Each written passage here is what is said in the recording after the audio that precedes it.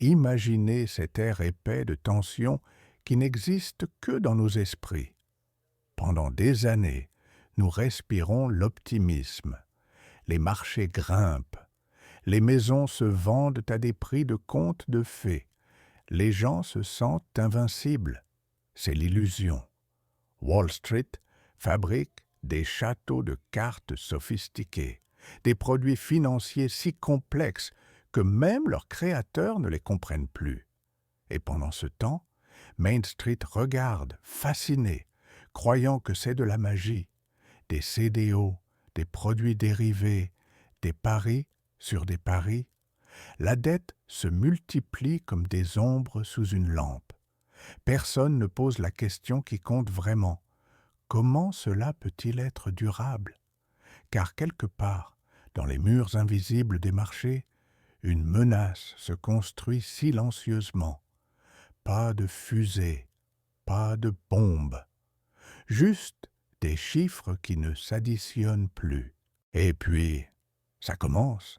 Quelques prêts immobiliers par défaut, puis quelques centaines, puis des milliers. Les dominos financiers commencent à basculer, un après l'autre, dans une cadence mortelle, ou c'est un choc pétrolier qui agit comme une arme silencieuse, paralysant l'économie mondiale, ou c'est la spéculation déraisonnable sur les tulipes hollandaises. Les noms changent, les histoires diffèrent, mais le mécanisme reste toujours le même. Les banques réalisent qu'elles ont vendu du vent. Les investisseurs comprennent qu'ils ont cru aux mensonges. Et en quelques heures, parfois en quelques minutes, la confiance s'évapore.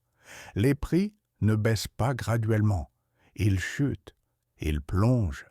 Les portefeuilles, qui valaient des millions le matin, ne valent plus rien le soir. Wall Street s'effondre sous son propre poids.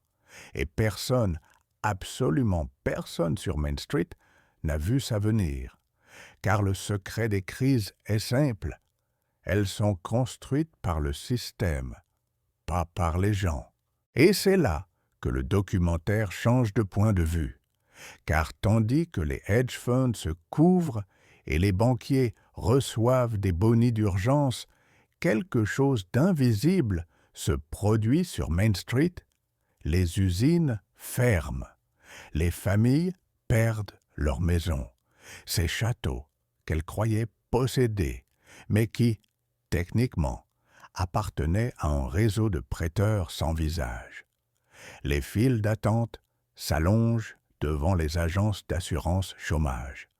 Les petits commerces du quartier, les restaurants familiaux qui ont survécu pendant 40 ans, ferment leurs portes. C'est le décalage.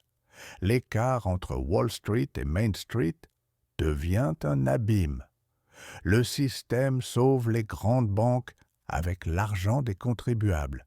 Mais personne ne sauve le petit entrepreneur qui a tout perdu. Les dominos continuent de tomber. Un emploi perdu signifie une maison impayée. Une maison impayée signifie une communauté brisée. Une communauté brisée signifie une économie locale qui ne se remet jamais complètement. C'est le coût invisible. Chaque crise suit ce scénario. Les noms changent, les années changent, mais le mécanisme est toujours le même. L'illusion, le déclencheur, l'effondrement et le coût humain. Et pourtant, après chaque crise, nous oublions. Nous recommençons à construire des châteaux de cartes. Nous croyons à nouveau à l'illusion, à moins que nous apprenions vraiment.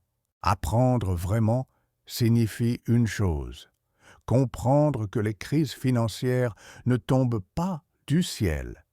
Elles ne sont pas des tremblements de terre, elles sont construites par des choix que nous faisons ou que nous tolérons. Et si c'est un choix, on peut le changer. Cela demande 3 transformations fondamentales. La transparence. Les produits financiers sont aujourd'hui des labyrinthes mathématiques si complexes que même leurs créateurs ne les comprennent plus. C'est délibéré. C'est comment on cache le mensonge. Exigeons la simplicité. Si tu ne peux pas expliquer ce que tu vends en 2 phrases, tu n'as pas le droit de le vendre. La responsabilité.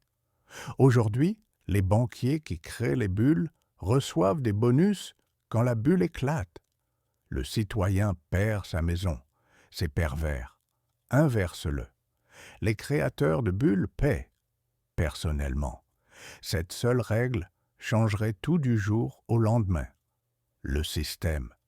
Arrêtons de mesurer le succès par les profits trimestriels. Commençons par les vies améliorées annuelles. Un indicateur simple.